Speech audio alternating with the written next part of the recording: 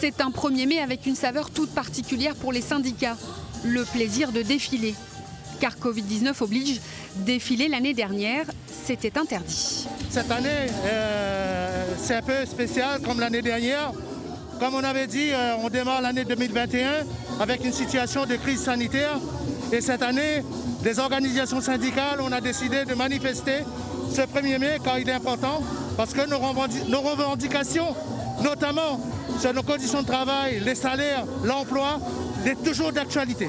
Pour les syndicats, crise sanitaire ou pas, ce 1er mai doit rester la vitrine de leurs revendications.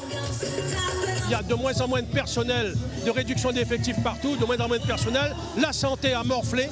Donc on voit bien qu'il y a un grand souci aujourd'hui. On réclame des augmentations de salaire, bien évidemment, de l'emploi. On voit que l'emploi est en danger, puisque l'emploi aura des conséquences sur la fermeture des entreprises. Des mesures qui sont prises aujourd'hui méritent réflexion. On se dit qu'à un moment donné, il faut peut-être se poser et en discuter. Nous, fédération spécifique de la fonction publique, c'est de remettre des moyens justement dans l'ensemble des fonctions publiques. En premier lieu l'hospitalière, qu'on a aujourd'hui bien conscience qu'elle en manque de moyens, mais aussi dans tous les services publics. La crise sanitaire a vraiment mis en évidence la difficulté de nos services publics, la fragilité, le manque de moyens, le manque de lits.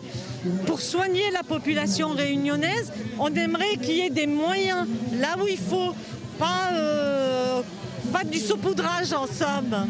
Ce défilé du 1er mai 2021, masqué, ne ressemblera en tout cas jamais aux autres, tant la mobilisation a été faible.